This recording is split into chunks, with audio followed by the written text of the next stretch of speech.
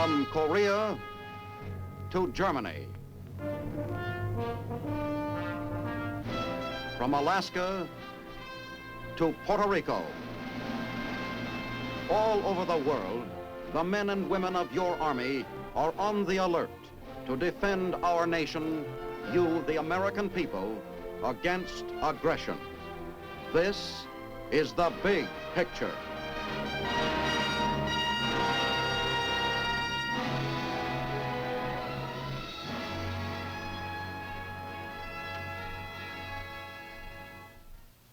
Welcome to The Big Picture, presented by your United States Army.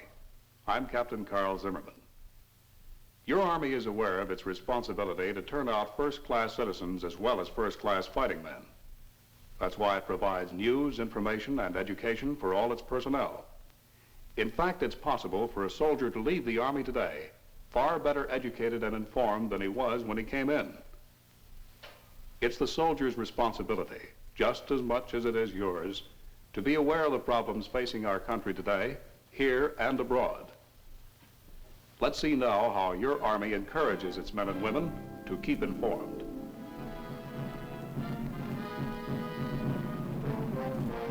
Today's serviceman is the product of rigorous training for combat. He is trained to fight anywhere. From the day he enters his branch of service, he knows the chances are he will get duty overseas, maybe Japan or Germany, where our forces are constantly alert against a surprise blow by a ruthless aggressor. Or on a fighting front such as Korea, where our men have seen grim and deadly action.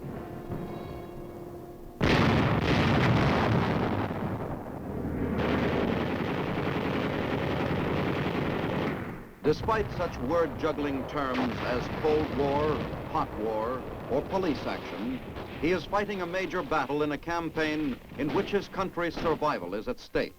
And his country is mobilizing to back him up. His country, the richest in the world, the strongest and most advanced industrially, is sparing nothing to make him a fighting man second to none, to do everything to assure him victory without sacrifice of life or limb. He is better fed, better clothed, better armed than his communist enemy. His equipment, his transportation, his firepower are far superior. He has one more advantage, something that cannot be calculated in gun caliber or weight of metal, but which gives him a wide margin of superiority nonetheless. He is better informed. All the techniques of information, the media of mass communications, are used to tell the serviceman what is going on in the world. A gigantic armed forces radio network spans the globe. And where radio goes, the motion picture is usually not far behind. Dozens of films produced by the Department of Defense describe and explain the important facts of life in today's world events.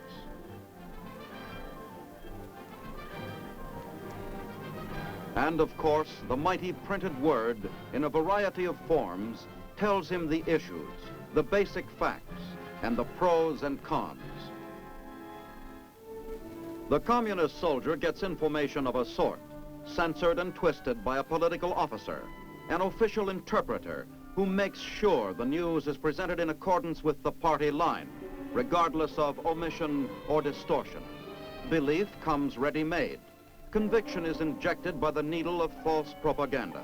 There are no arguments or discussions unless they follow the official view. There must be agreement or else. Our armed forces believe the best kind of fighting man is the one who knows why he is fighting. Therefore, it provides him with information and lets him think things out and make up his own mind. Facts, not falsehoods. The simple truth instead of the big lie. Keeping him informed is not just a routine phase of armed forces training, something learned and executed by the numbers. It is a natural outgrowth of his status as a citizen and serviceman, a man exercising his rights and responsibilities of citizenship in the freest of democracies.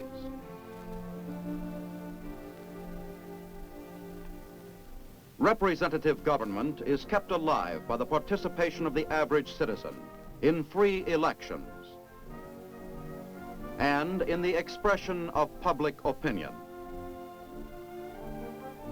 Mr. John Doe has access to many newspapers and magazines which reflect various shades of opinion, so that he can inform himself of all sides to a question and make up his own mind.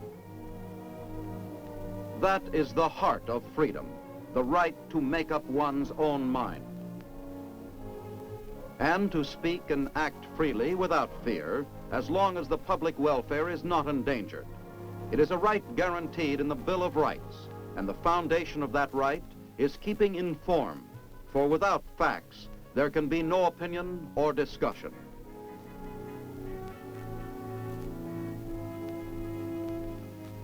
Our forefathers understood its importance during the Revolutionary War. The posters and pamphlets that brought them news gave nourishment to their beliefs and kept warm the hope of victory, even if it could not feed their empty stomachs or thaw their frozen feet. Their leader, George Washington, inspired by the vision of America's greatness, saw how vital was this need of keeping the citizen soldier informed. Impress on the mind of every man, he said, the importance of the cause and what it is they are fighting for. Even before Washington, the country's first settlers, the Pilgrim Fathers, understood this need. They passed a law requiring every community to build a schoolhouse. The Pilgrims had a staunch belief in giving everyone the means of keeping informed. It flowered into the greatest system of free education the world has ever seen. We send more youngsters through high school and college than all the other nations of the world combined. To this end, we maintain 183,000 schools, plus some 2,000 colleges and universities. There are 11,000 public libraries, roughly 200 for every state. They range from mobile bookshelves on wheels that bring information to rural America to the incredibly huge Library of Congress, which contains a complete record of all human knowledge and thought. The staff of life of Keeping Informed, the daily press, provides a variety of 13,000 newspapers reflecting every conceivable point of view on the problems that concern us all.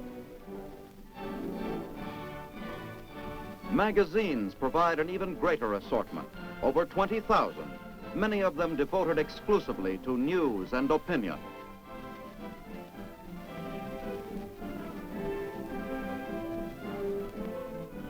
More than 3,000 radio and television broadcasting stations keep Americans posted right up to the minute on the latest world events.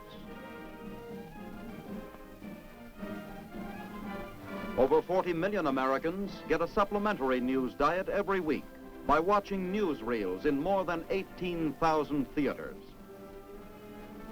Every citizen in this free country is able to use this rich variety of information services. Every serviceman, as a free citizen, can do likewise.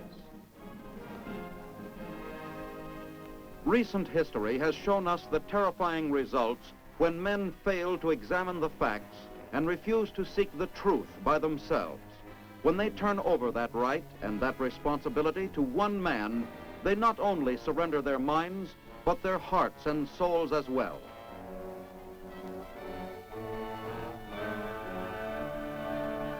Regimentation of information is the forerunner to this kind of regimentation, and inevitably to this. The Soviet version of regimentation is following the same fatal path.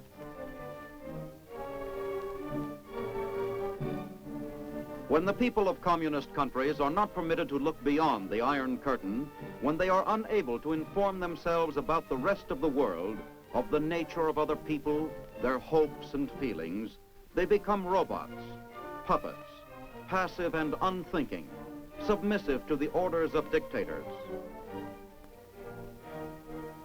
easily inflamed by propaganda of hate and lies, and sacrifice themselves to the warlike adventures of their masters. It is this menace of misinformed, misguided peoples being driven herd-like to aggression that has compelled the American citizen serviceman once again to take up arms to defend his priceless freedom. He does so grimly because, unlike his communist enemy, he does not glorify war. He knows the facts which make it necessary to fight communism and understands the logical conclusions to which those facts lead him. He can see and hear both sides of the conflict. Television and newsreels bring him face to face, not only with our own leaders, but with the opposition as well. All communist arguments are available for him to read and discuss. Our system of freedom, of equal rights and unlimited opportunities, gives him abundant means of keeping informed and encourages him to think for himself, to seek out and appreciate the truth. He has, however, obligations and responsibilities. There is no mechanical spoon feeding to keeping properly informed. Keeping informed for any serviceman, as well as any other citizen, means keeping himself informed by discussing current events, by reading newspapers, magazines, books, listening to the radio, and seeing films. Only thus will he show the self-reliance which we proudly believe are part of our way of life. Only thus can he understand this crisis in our history and the vital part he plays in it. Only thus can he be, in the fullest sense, an American citizen serviceman.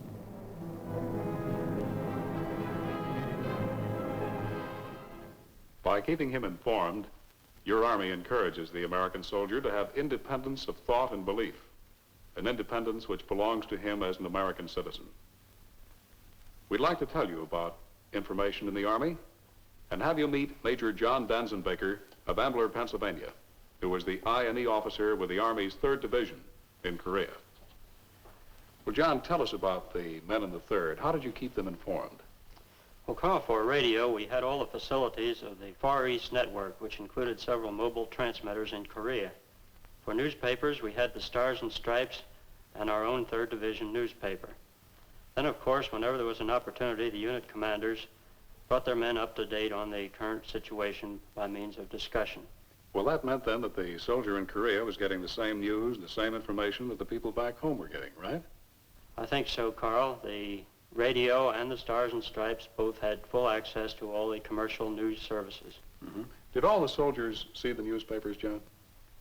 I think most of them did. The basis of distribution for Stars and Stripes was 1 copy for every 5 men.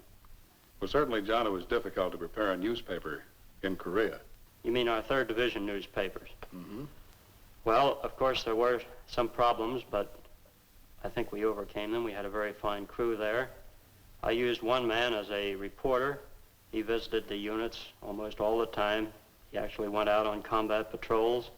He participated with some of the frontline companies when they made an attack, and that way we had very good local news coverage. The balance of my crew spent most of their time monitoring the radio and in the production of our own newspaper. Mm-hmm. Now, getting back to radio, certainly soldiers in the rear areas were near radio at all times, but how about this man in the front line? Well, I think he did. The Army issues radios on the basis of 1 for every 50 men. And in order to make that go around, many of our units have rigged up systems with their telephone switchboards so that the radio programs can be piped out to every telephone outlet. This meant that even the man up on the advanced outpost could listen to the music and the news as it came over the radio. Well, I'd say these troops of the 3rd Division were really informed at all times, John. But can you tell us about other units in the Army? How do we keep them informed? Well, troop information is a continuing process. Actually, from the time when a man gets into the Army and takes his basic training until the time for his charge comes up, he is kept fully informed. In basic training, he's taught why he's in the Army, what his duties and responsibilities will be, and so on.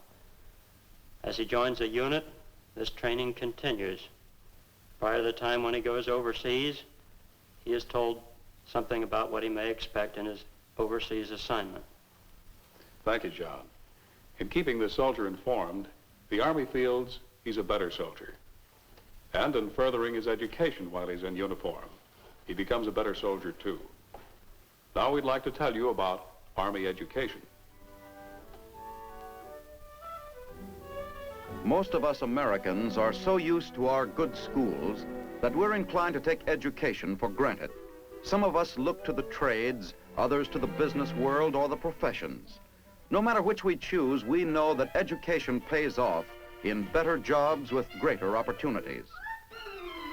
Some people think that a man leaves his education behind him when he puts on an Army uniform, but that isn't true. Today, your Army offers to every man or woman who wants it the chance to get the same education as a civilian.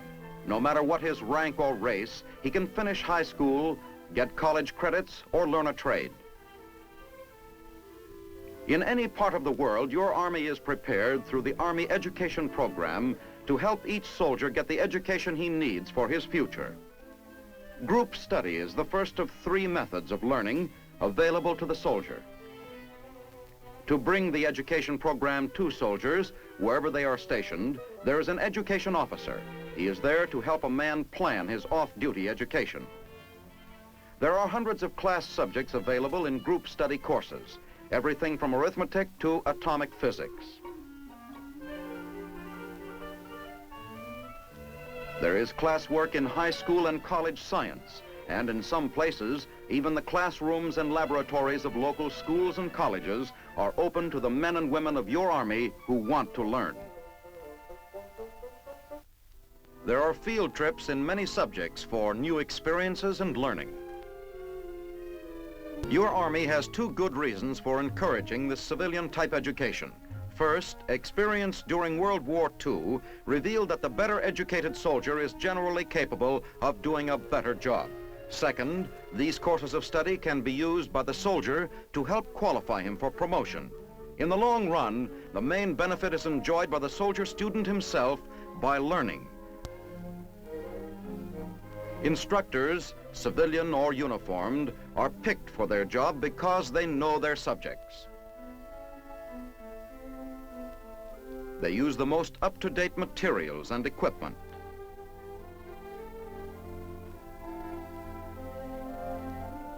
The best books. Even in a combat zone like Korea, Army education doesn't stop. The I&E train comes up close to the front, providing classes and text material to the fighting soldier. But classes are not the only way of getting that diploma, which brings us to the second educational method: self-study. If a class is not available, the education officer will recommend a self-study course to fit the soldier's needs. There is a wide variety of self-study subjects. Each course is written to help a man get the most out of it. For the man who is willing to work, self-study courses provide a great opportunity, not only for knowledge, but for school credit as well. It is surprising how much can be learned in a few off-duty hours of study each week. The third way to get that diploma is through a USAFI correspondence course from the United States Armed Forces Institute. Here again, the education officer helps. Registration in USAFI costs only $2 for as many courses as a soldier wants to take and for as long as he wants to take them. Each correspondence course has been developed with the help of the best teachers in the nation. The courses are complete, even to the lesson forms and envelopes for mailing. There are texts to study, written by experts and containing all the latest information on any subject. The study guide explains everything, divides the course into units of study, helps the student get ready for the written assignment at the end of each lesson. When the lesson is done, it's immediately sent on its way.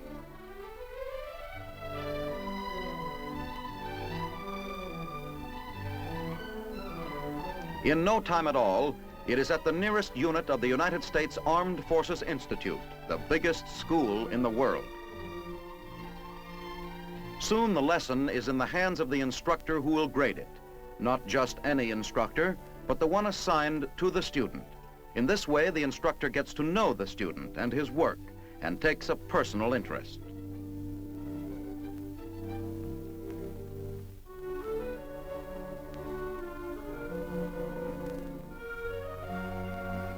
She's in there pitching with a criticism or a compliment just at the time the soldier needs it.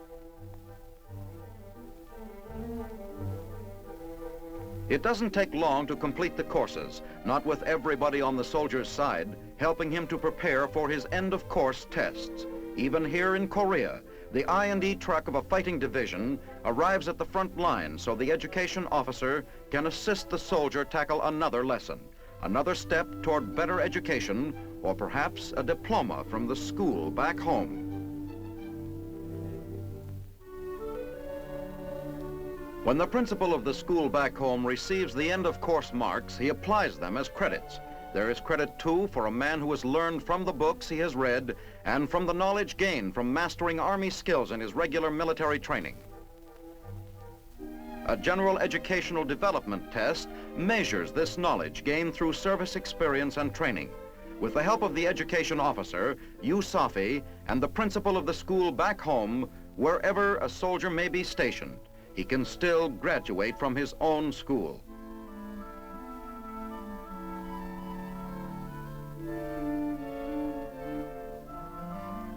Your Army, through group study and self-study courses, and USAFI, is always ready to help any soldier who wants a better education, to assist any man who will take time for tomorrow. Our soldiers are taking time for tomorrow. They're taking advantage of the many educational opportunities in your Army. Dr. Ralph W. Scott, Chief Educational Advisor, Department of the Army, is with us to reveal some very interesting facts about Army education. Well, Dr. Scott, the primary mission of the Army is to fight, of course. So why are we interested in education? Well, Carl, the Army has found that the more education a man has, the better soldier he is, and the better citizen he will be when he leaves the Army. Mm-hmm. Well, do you mean that this man, as a soldier, can get the same education as he would as a civilian? Yes, indeed. The Army is the greatest adult education agency in the world. It runs a program from first grade up through college. A soldier can study and go as far as he wishes.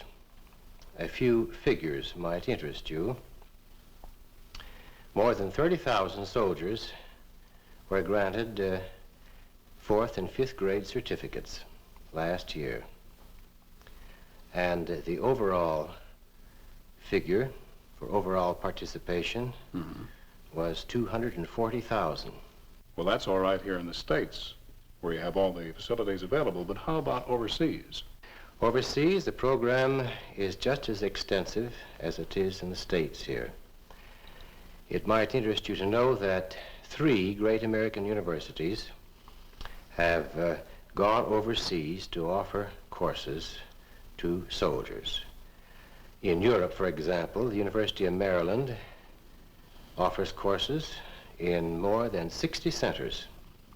The professors are flown right from the University of Maryland campus, flown over there.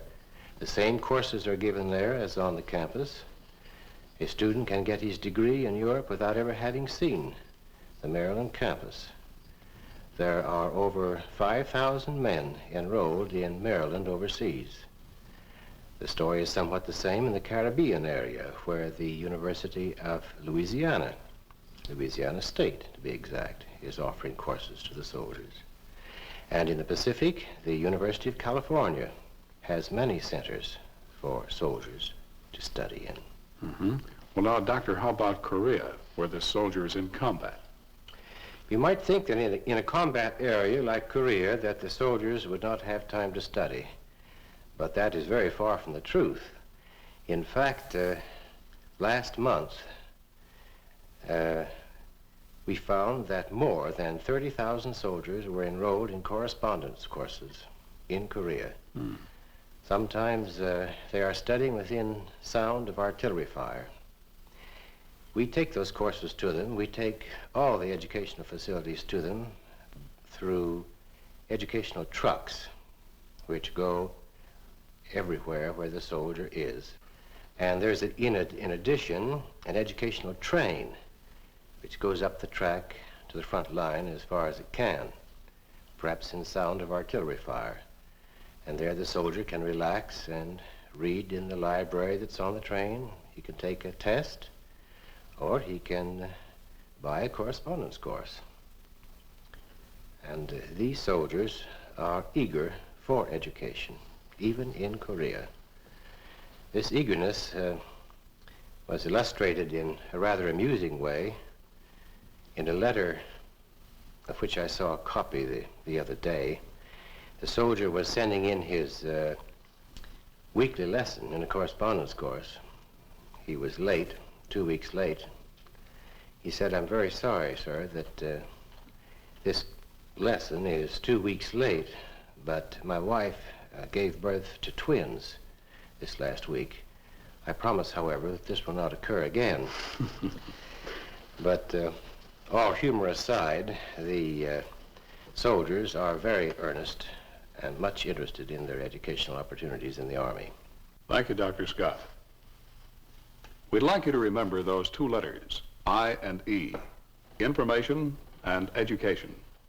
They mean that your soldier today is the best informed, the best educated soldier in the world. Our thanks to Dr. Scott and Major Danzenbaker for being with us. Next week, the big picture will show you our Army in training. You'll get a close-up of the combat soldier. This is Captain Carl Zimmerman inviting you to be with us then.